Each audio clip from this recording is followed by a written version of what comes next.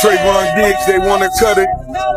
Oh, I won't let Coach come here, but I got a question. Would you rather have Paddy's in your size, enjoy your entire bottle of Luke Belaire, conversating business with the boss, or listening to the vinyl with Ricky Rose and taking your autographed CD home? What would you rather have? As I said on my story yesterday, 22,000 the first week, 20 the second week. Those drastic fall-offs, guys, that you see with a lot of those other artists is when the numbers are inflated. The bots. To me, the new flex is no bots. Rick Ross, the boat, says that if he wanted to sell 200,000-300,000 copies the first week, like all these other guys, he could have done that too. I love to share game with the young hustlers. I'm a boss, keeping it true to the culture. If I wanted to sell 250 the first week, you think Rose couldn't have played that game? Them was played to sell $250,000 the first week? That shit cheap. Them y'all be talking about can't even show you a motherfucking palm tree in their front yard. This $100 million house. I don't know who he's talking about, because if he's talking about Drake or if he's talking about 50 Cent, I don't understand what is he actually talking about, because both of these guys are moving whatever it is that they're pushing. I haven't heard Drake or 50 Cent flop on anything that they touched in the last couple of years. Y'all it's crazy. These say they could sell 300 gazillion streams in the first 3 weeks, but where your clothesline at then? Why you ain't selling no shoes? You should be able to sell protein shakes if you sell that many streams. Y'all should be selling peptides. You should be able to sell anything if those numbers weren't inflated. Now Google all of the other assets outside of music. They spirits business, clothes business, this business, everything else. SMS audio, out of business. I mean, Ricky, don't you see what the real boats in the industry are doing? Not even Jay-Z went out to drop an album this year. He clearly knows this is Iceman season. Those G-Unit sneakers gonna be in Costco, baby. I like the Lloyd Banks ones better than all the other ones. Them other niggas ain't even got no sneakers. But 50, give Lloyd Banks his own high top sneaker. And since the Shreveport shit ain't happening no more, you know what I'm saying? You can focus on the sneakers. And for example, if those numbers not inflated, why can't these same people with all these followers sell other products outside of the music? Why their sneakers can't sell? Why their alcohol can't sell? Why this can't sell? If you genuinely gotten a gazillion people that could do this with your music the first week, why everything else you do outside of music is unsuccessful? Now, the new flex is no bots. You the boat. That's what Ricky Rose is. You know what I'm saying? You feel me? 50 Cent is back trolling Rick Ross. After Ross's new album Set in Stone debuted at number 39 on the Billboard 200 with under 20,000 units sold, 50 couldn't resist taking another shot. He posted, "I'm sorry it's over. Can't fake it forever." This comes after Ross mocked 50's Reebok sneaker comeback and business ventures. Their beef is showing no signs of slowing down. 50 Cent has been having a fucking ball. 50 posted up this. Posted Ross. He says Ross hits a new chart low with his new album. He says, "LOL, I'm sorry. It's over. Can't fake it forever." He also posted something else about Rick Ross. Let me go to 50's page, but he probably deleted it like he deletes everything after a while. He says, Rick Ross concert, Detroit, Michigan, 8:30. Start time was 8 p.m. Says, "God damn, I never seen it this bad before. What you gonna focus on? The wings?" Yo, who told Rick Ross that it was a good idea to go missing from music for 20 years and then drop an album and try to go on tour? Rick Ross, low sales. People are saying, people being Ebro, one of them, that it might be tied to Drake and the algorithm and Drake.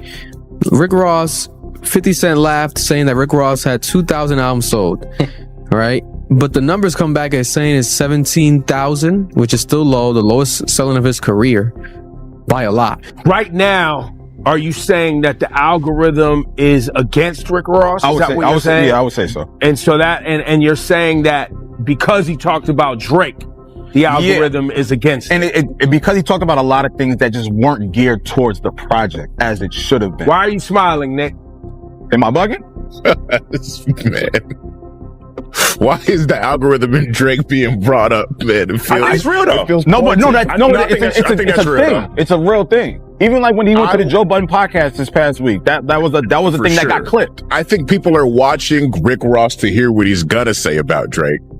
But a lot of the clips that I've seen aren't really talking about Drake. Drake fans who also like Ross aren't gonna fuck with Ross. So everybody sales who used to have mutual fans with Drake, bye-bye to at least 50 to 80%. Facts. This is not the same Rick Ross. This is lowest week selling ever. Told y'all I'm playing the long game with my album Set in Stone out now. We pulled the streaming report for Set in Stone first 2 weeks with 63.5 million streams. That equates to approximately 42.5K albums sold, which does not include the physical products. That's equivalent to Ricky Rose selling 22,000 the first week and 20 the second week, which is no fall off. It's a long game we playing here, guys.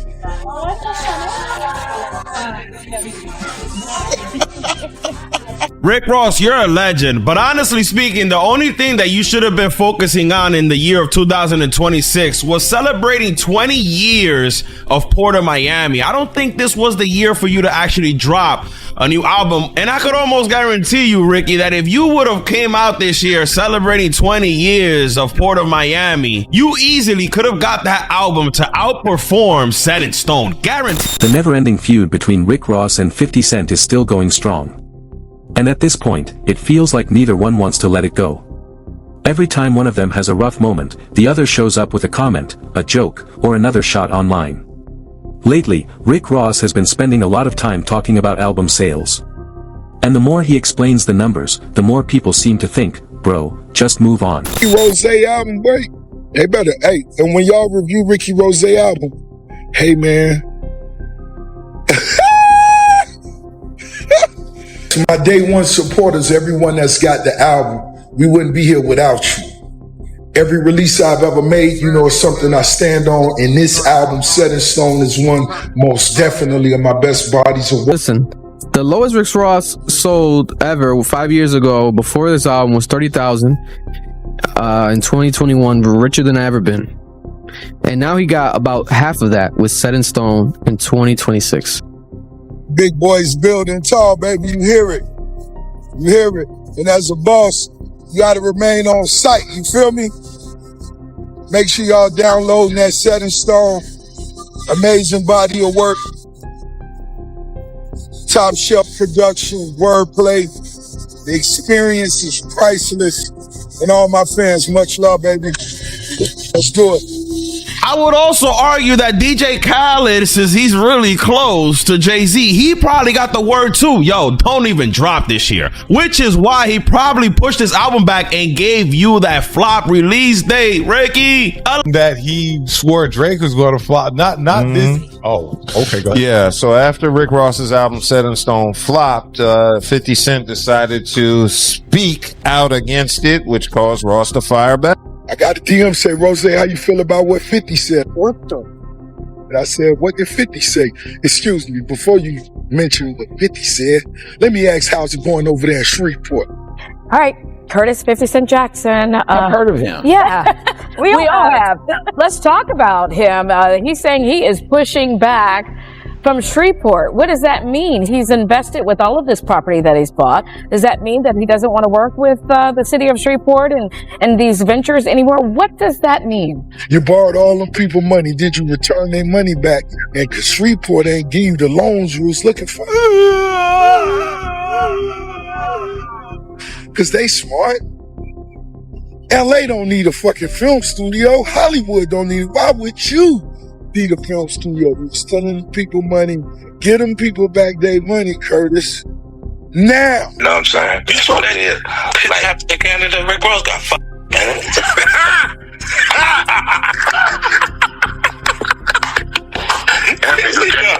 So they're just arguing, two rich guys arguing about nonsense. you attacking Rick Ross. And is it me attacking Rick Ross or is it Rick Ross attacking me? But why would you even respond to a Rick Ross? Why ignore it when I could destroy him and create a portfolio of dead bodies that indicate to artists it's not cool to try and compete when you're not ready? I could be above the culture, and then you'll know what you'll say. Because of my financial success, you'll say, oh, he feels like he's bigger than everything else that's there. But you haven't destroyed Rick Ross's career. What was Rick Ross' last album? Triple C's. You know how many copies that record sold? No. 4,000 copies. What is destroyed? Because you went to the gym the first few days and the coach called you champ, don't mean you ready to fight Floyd Mayweather. 34,388 copies, and you know they went and bought something. Oh, so you saying the label bought Rick Ross's album? Oh, Anybody would have panicked. Oh, you saw the number trending, like you was, so you what you was trending, 20? Every day I'm hustling, I'm thinking that's who he is. Then you look at the fact and go, wait, there's a cop. The wild part is that both of these rap legends have been successful for years, built huge businesses, and earned more than enough money to live comfortably. Yet, they still throw around comments calling each other broke or acting like the other person's career is finished. From the outside, it almost looks like they need this rivalry to stay interesting. What really caught everyone's attention this time was Rick Ross breaking down album sales with surprising detail. He started explaining streaming numbers, album equivalents, long-term performance, and all the math behind modern music sales. That's unusual because fans rarely hear him go that deep into the business side of things. The reality is that every major artist eventually sees sales slow down after reaching incredible highs, and that's just part of a long career. And when I say the empire, I mean the empire. We still celebrating my latest body of work set in stone. Listen to that right now. It's causing so many motherfucking discussions because they say Ricky Rose, I done broke the rule book. They saying the counting system broke, and they saying I broke it. And what's most important to me is the music that I deliver to the streets. You know what I'm saying? Over the next year, it's gonna be told who released the best album and the best body of work. But to me, that's what's most important. You feel me? Salute to all the winners. Young T, What? you listen to his new album? Whoa, Trick. Your baby daddy. Rick Ross's brand new album is a complete disaster. Ross came out and like the numbers on streaming were mad low. No, that was Aiden Ross with streams before Aiden Ross had ever streamed. Yo, that line kind of hits different because I think the entire album, I think a recent Drake song like did more than like his whole album in streams. 50 Cent went on Instagram to react to Rick Ross's album only selling about 2K copies. He said, I just saw your record sales. LOL, 2,000. What the fuck? Ricky Rose set in stone the album of the year. Speaking to the true hip hop lovers. Never get caught up in the propaganda. Go to the product. Rose putting the dope music out. That's who fight my battles. Don't never come to the table with premeditated hate. When I was a young hustler, I bought Tupac and Big. It was about the music, and that's what it's about now. You gotta remember, since day one, when I was doing $1 million the first week, I was doing 150. 20 years later, here we are. For the hustlers, the 1%ers and the potential 1%ers. We all know it's a long way to the top. And I will see you there. We up one. Let's keep grinding. It's set in stone. You feel me? Now, what's your favorite 3 songs on Set in Stone? Perfect example of that. At his peak, he moved over 1.1 million physical copies of The Massacre in its first week and turned Get Rich or Die Trying into a massive success with more than 10 million copies sold worldwide. Years later, his final official studio album, Animal Ambition, opened with around 46,000 to 47,000 copies and still landed at number 4 on the Billboard chart. There were also reports that the project earned him hundreds of bitcoins through payments, which later became extremely valuable if those reports were accurate. More importantly, 50 shifted his focus away from chasing music sales and built a successful career in television, business, and entertainment. That's why comparing current sales alone doesn't tell the whole story. His biggest albums already reached a level that many artists spend an entire career trying to match. So using sales as the main weapon in this back and forth argument doesn't really settle anything. Instead, it just keeps another chapter of this long-running rivalry alive. Things are not looking good for the rapper Rick Ross, as he has just announced a recent world tour with him struggling to sell any tickets. Now, as you can see right here, this is how one of his venues are looking for a show happening in Miami, Florida, with him barely selling out any tickets and all the green dots indicating seats that haven't been purchased yet. And Rick Ross and his team look to be so desperate to the point that now they're literally offering discounts for any type of seat, with them offering a buy one get 50% off. And with this now occurring to Rick Ross, a lot of people are thinking that the reason as to why he is falling off so bad is because he has been dissing Drake nonstop. For example, in a recent interview, he literally called out Drake and said that his brand new album Iceman was horrendous. Tony Yayo calls out Rick Ross after Tony Yayo seeing that Tory Lanez sold more copies the first week than Rick Ross did with all his promotion interview runs. And even going on to call out artists like 50 Cent, Drake, and claiming that he was the biggest of all time, that ended up getting outpaced by someone that did zero promotion and is sitting in jail. So, for all the Rose real supporters, day one fans, my debut came out 20 years ago. We still celebrating that. My new body of work, Set in Stone. I put that together just, in one of those Rose fashions. It was all about that high frequency, being a winner, balling hard, you know what I'm talking about? But we touched on just so much different shit. Production-wise, producer-wise, collaboration-wise, in the streets responding to that. Shout out to Wiz Khalifa. I see you getting that workout in, baby, going hard to that purple. And everybody that's posting the album, everybody that's posting their records, post your clips, jam into the shit you love with the most. We going up, more videos coming. Check out the ones we done released, Set in Stone, out now. Rick Ross is going all in trying to explain the album numbers, but fans aren't used to hearing him break down streaming formulas and sales calculations like a music industry analyst. Suddenly, it's all about, well, if you count this stream, subtract that, add these numbers together, and look at the long game. Come on. Most people are simply looking at the final result, and that's what starts the conversation. If listeners enjoy the music, that's one thing, but constantly defending the numbers only keeps the spotlight on the sales instead of the songs. Let's make sure we keep the album as the discussion. As a boss, that's my responsibility. You feel me? Let's continue to discuss the album. Set in Stone, what you love, what you may not. Please do. You know what I'm saying? Leave it in the comments. Make sure it's looking like a fucking scene from 300. You know what I'm saying? Those who love what they love. Rep it, you know what I mean? The Empire, what's up? But everybody, man, it ain't nothing but love, you heard me?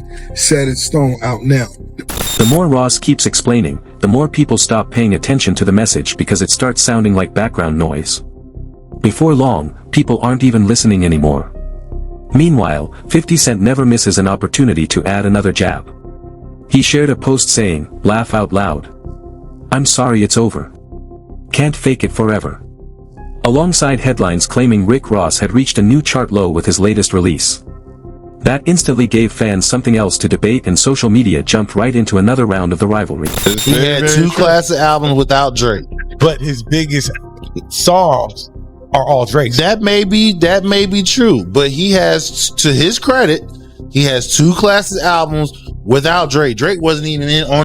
Is trying to jump ahead of a flop. I've never seen this before. There's lack of promotion, no proper single rollout. It's kind of a mess. Usually, you got Drake. No Drake on this album. So Rick Ross' first week is now coming under scrutiny. Allegedly, Rick Ross Set in Stone, his album, is set to debut at number 45 on the Billboard 200 album charts with 17.2K first week, which means 17,200. I gotta be honest with you. I think this is about par for the course of Rick Ross. And I know y'all might be like, oh my God, no. DJ Academics argues that these are the effects of going against Drake, where Academics claims that a lot of Rick Ross fans have flipped on him after he turned on Drake. Well, I guess my boy Ricky gonna have to go squash his beef with Big Drizzy Drake if he wants to come back up on them charts. But the sad thing about that all is that I don't think Drake wants to do that anymore. Not letting the fuck up on you, nigga. You hopped in beef for no fucking reason, nigga. You inserted yourself when you had nothing to do with this shit. So let's break this down. Nigga, you did 1.8 in your first day, which equivalates to 1,220 albums sold. The biggest flop of them all, nigga.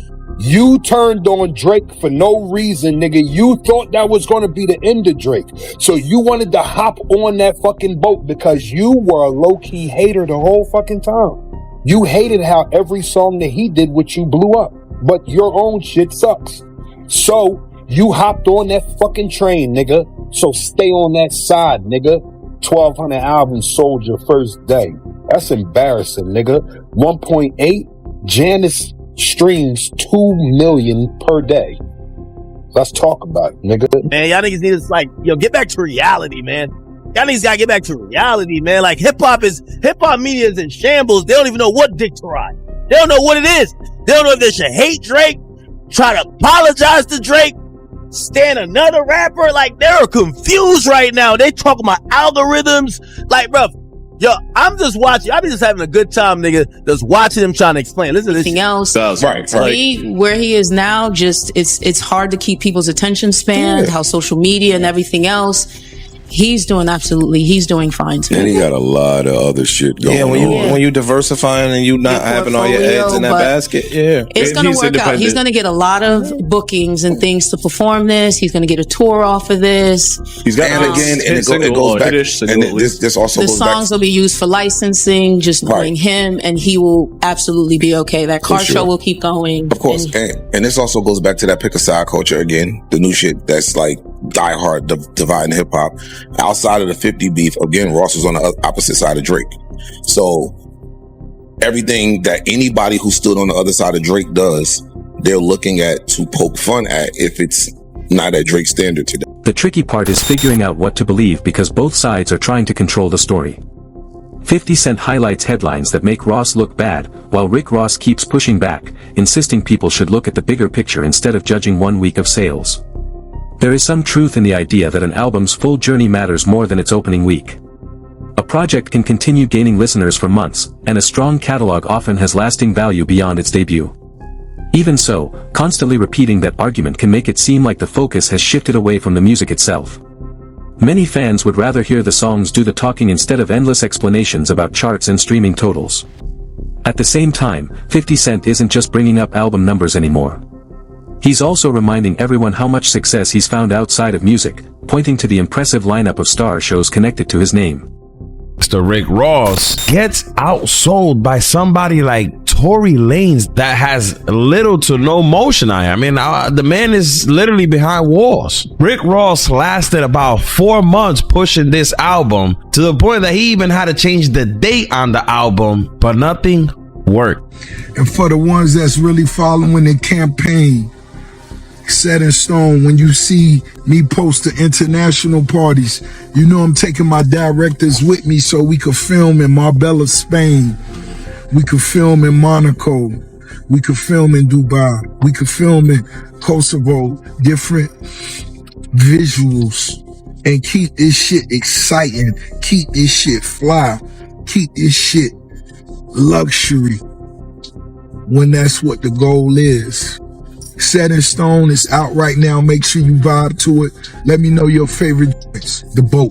As an entrepreneur, as The Boat, this year's been amazing. It began being my 20th anniversary of my debut album, Port of Miami. I did a tour for that, live orchestra, the whole vibe. I released a book, Renaissance of a Boss, which was amazing. Of course, my car show broke records. Once again, I released the album, Set in Stone, full of slappers. We finna tour that out. Now we going international, Sandro Bay, Kosovo, a few different spots, just partying on that. I've done some real estate investments this year that I can't believe.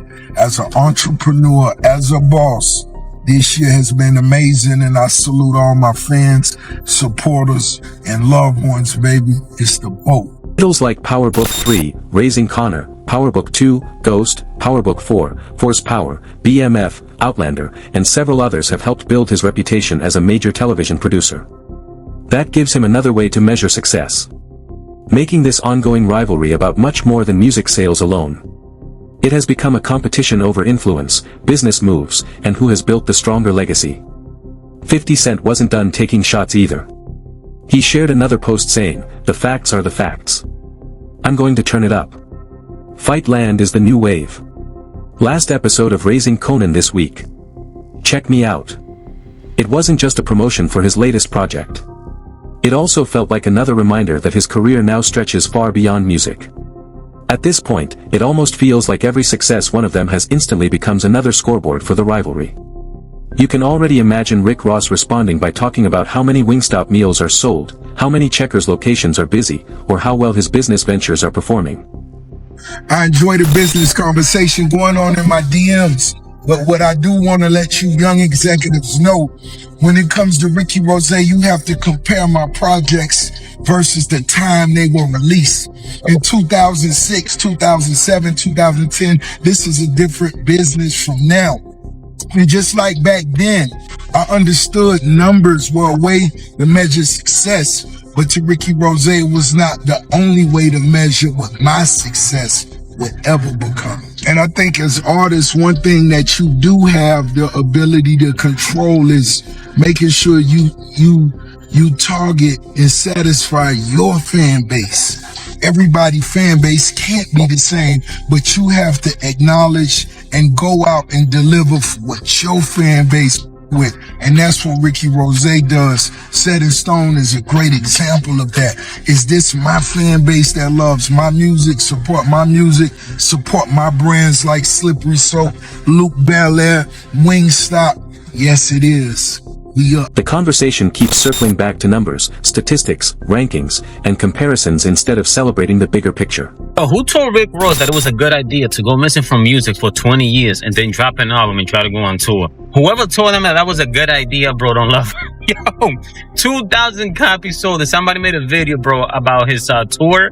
Barely selling any tickets. Like, everything's just empty. Like, this dude's mind stood Aston Martin Rick Ross from way back in the day when his music was hot. I don't think he realizes how quickly people move on from things, man. Like, you can't go missing for that long and then come back and feel like everybody wants to listen to you. Like, when Rick Ross music was hot, the real Rick Ross is still locked up, bro. That dude came out and did like 150,000 podcasts, bro. Been on Joe Rogan and everything. That's how long ago Rick Ross was making music. Bro, if Lil Wayne couldn't make a comeback, man, after he went missing for all that time because of the issues that he had with Birdman and all that nonsense, right?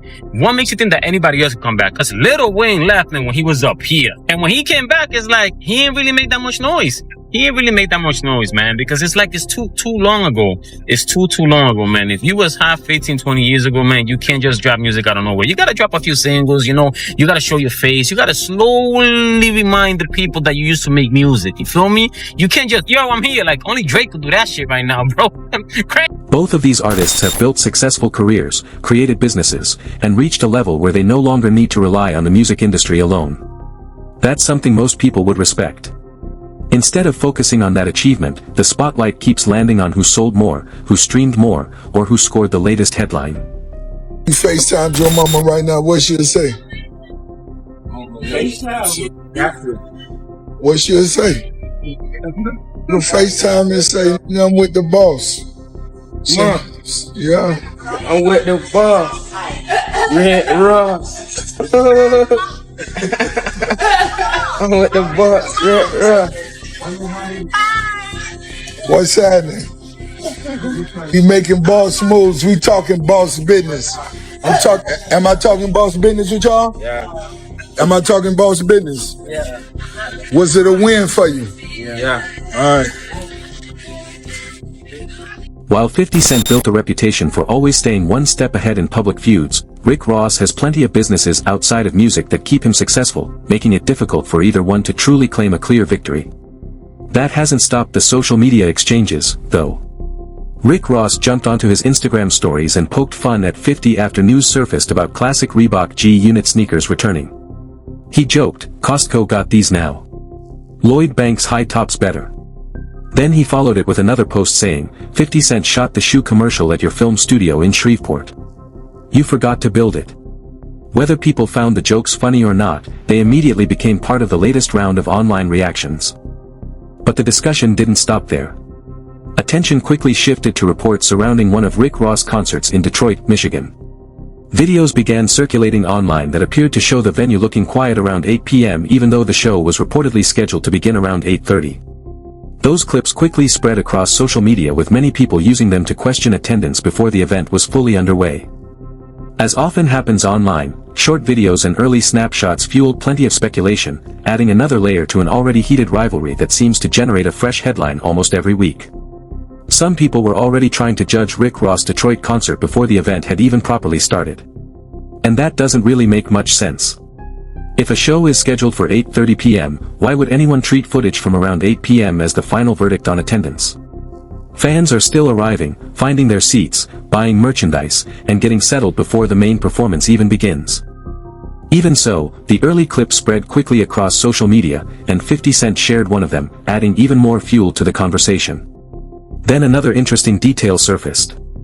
People noticed that one of the accounts pushing the empty venue narrative, Bandies, also known as @CoolMike00, reportedly showed its location as Ghana. That immediately sparked questions about how reliable the original source really was. Of course, an account's listed location doesn't automatically prove whether its claims are true or false, but it did make plenty of people wonder how the story gained so much attention so quickly. Later, footage from the concert painted a very different picture. Videos from inside the venue appeared to show a lively crowd enjoying the performance, and Rick Ross even brought out Cash Doll as a surprise guest, making the night look energetic and well received. The contrast between the early clips and the later footage only gave fans another reason to argue over which version of the story they believed. Check it out. It's the boss, Ricky Rosie. We backstage celebrating 20-year anniversary tour. Those numbers you seen coming up, those are my streaming numbers. The 17K top of next week will have my accurate streaming, including my physicals. But like I told y'all, regardless, and as young hustlers and artists, don't let that first week make or break you. When Basquiat painted a work of art, he never knew what it was valued. That got to live generations. Generations. Don't let them throw you off. So, Set in Stone, Album of the Year, is out right now. Much love to everybody who got it, baby. The Empire. Yeah. As expected, Rick Ross didn't stay quiet for long and continued responding to 50 Cent, keeping this long-running rivalry alive. At this stage, it almost feels like every post from one side guarantees an answer from the other. The feud has become so predictable that many fans expect another exchange whenever either artist trends online. The downside, though, is that all this attention often shifts away from the music itself. Instead of people debating the strongest tracks or favorite verses, the headlines focus on social media jokes, chart numbers, business success, and personal digs. The album itself has received mixed reactions, with some listeners enjoying it more than others, but conversations about the actual songs keep getting buried under the latest online exchange. This rivalry now feels closer to professional wrestling or a big boxing promotion than a discussion about music. Every side throws another verbal punch, waits for the response, and then comes back with something even louder. Ross keeps defending his position while 50 Cent continues finding new ways to keep the conversation going. At this rate, it almost seems like the next debate could be about restaurant sales, business revenue, property rentals, or any other number that can be turned into a scoreboard. The internet has created an environment where statistics become ammunition, and both artists know that every new figure, headline, or business milestone can instantly become the next chapter in one of hip-hop's longest-running rivalries. One thing that really stands out is this: how did Tony Yayo end up launching a food show before Rick Ross? That's honestly surprising. Yayo deserves credit for branching out and trying something different, but if you think about everything Rick Ross has built over the years, it almost feels like a missed opportunity. Between his restaurants, business ventures, real estate projects, and everything else he's involved in, you'd think he'd already have a successful reality series or a full food show by now. He's constantly giving fans behind-the-scenes content on Instagram stories anyway, so the material is already there. Instead, so much of the attention keeps going back to this ongoing back and forth with 50 Cent. It's entertaining for a while, but after years of the same exchanges, you start wondering how much energy is being spent on proving points instead of highlighting everything they've accomplished. The truth is that both men have built impressive careers, created successful businesses, and reached a level that most artists only dream about. They've earned their success. Yet, every new headline somehow pulls them back into another round of the same rivalry. It almost feels like neither side wants the story to end because every response creates another conversation online. At the end of the day, Rick Ross' recent album performance doesn't erase the fact that he's respected for his music and the career he's built over the years. At the same time, 50 Cent has shifted much of his focus toward television and entertainment, where he's continued putting up impressive numbers with hit shows and major business deals. They're simply succeeding in different lanes now, and that's something worth recognizing. Still, fans know this rivalry probably isn't going anywhere anytime soon, so don't be surprised if another headline pops up before long. For now, though, that's where this chapter ends. What do you think? Was Rick Ross right to keep explaining the album numbers, or should he have let the music speak for itself? Did 50 Cent take things too far, or is this just the way these two have always operated? Drop your thoughts in the comments, because this debate is far from over. And if you enjoyed this video, make sure to like, subscribe, share it with other hip-hop fans, and turn on notifications so you don't miss the next breakdown. Thanks for watching, and I'll see you in the next one.